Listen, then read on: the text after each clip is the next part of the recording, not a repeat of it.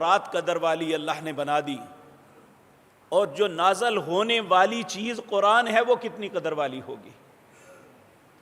آج کی مجلس میں یہ باتیں عرض کرنی ہے میں نے آپ کے سامنے کہ قرآن کریم اس کے آنے کا مقصد کیا ہے، اس کی عزت و عظمت کیا ہے، اور اس قرآن کے ہم پہ حق کیا ہے۔ اللہ سے دعا ہے اللہ مجھے صحیح بات کہنے کی توفیق عطا فرمائے۔ میرے عزیز بھائیوں، جب شہر میں چلتے پھرتے بعض اشتہارات پہ میں پڑھتا ہوں کہ فلاں دن جشن نزول قرآن ہے، تو مجھے بڑا تعجب ہوتا ہے کہ قرآن اور اس کا جشن، جبکہ قرآن وہ کتاب ہے جس کے متعلق اللہ رب العزت سورۃ حشر کے اندر فرماتے ہیں لو انزلنا ھذا القرآن علی جبل لرأیتہ خاشعا متصدعا من خشیۃ اللہ۔ اگر یہ قرآن میں پہاڑوں پہ نازل کر دیتا، وہ اللہ کے ڈر کی وجہ سے پھٹ جاتے۔ اور دوسرا مقام سورۃ احزاب کی آخری آیات میں اللہ فرماتے ہیں اِنَّا عَرَضْنَا الْأَمَانَةَ عَلَى السَّمَاوَاتِ وَالْأَرْضِ، ہم نے اس کو آسمان پہ نازل کیا۔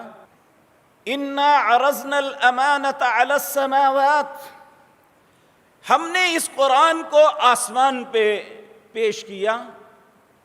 فَأَبَيْنَ، آسمان جو اتنی عظیم مخلوق ہے، جس کی وسعتوں کا کسی کو علم نہیں ہے، اس نے انکار کر دیا، میں نہیں اٹھا سکتا اسے۔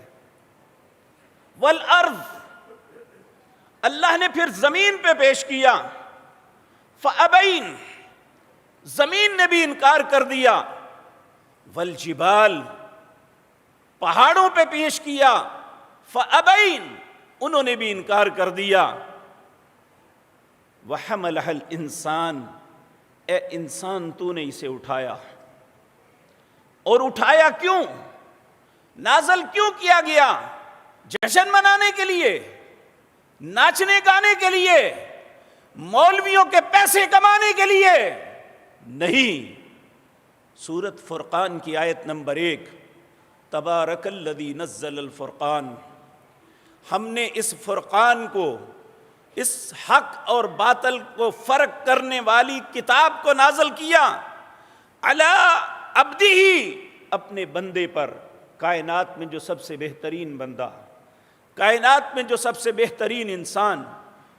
نبی کریم خود فرماتے ہیں کہ یہ بات میرے رب نے مجھے بتائی جب میں اپنی مخلوق میں سے چننے کا ارادہ کیا، تو اپنے سب سے پہلے جسے چنا وہ میں نے اپنی مخلوق میں دیکھا سب سے بہترین دل والا کون ہے، تو مجھے سب سے بہترین دل جناب محمد الرسول اللہ کا ملا۔ اس لیے میں نے انبیاء کی سروری، اس کا منصب انہیں عطا کیا۔ اللہ نے ان پہ اپنی سب سے آخری اور سب سے مقدس، سب سے مطہر اور نہ بدلنے والی کتاب کو نازل کیا۔ کیوں کیا؟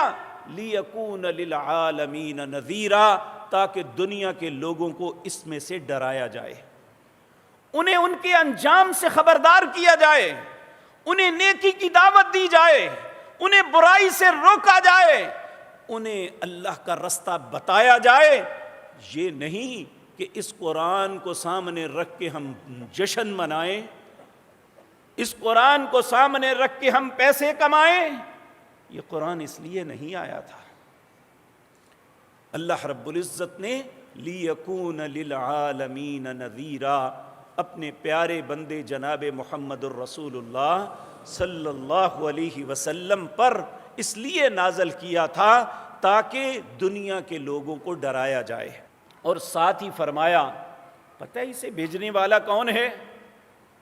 الذی لہ ملک السماوات والارض، اس قرآن کو اس ذات نے نازل کیا، زمین و آسمان کے اندر اسی کی بادشاہت ہے۔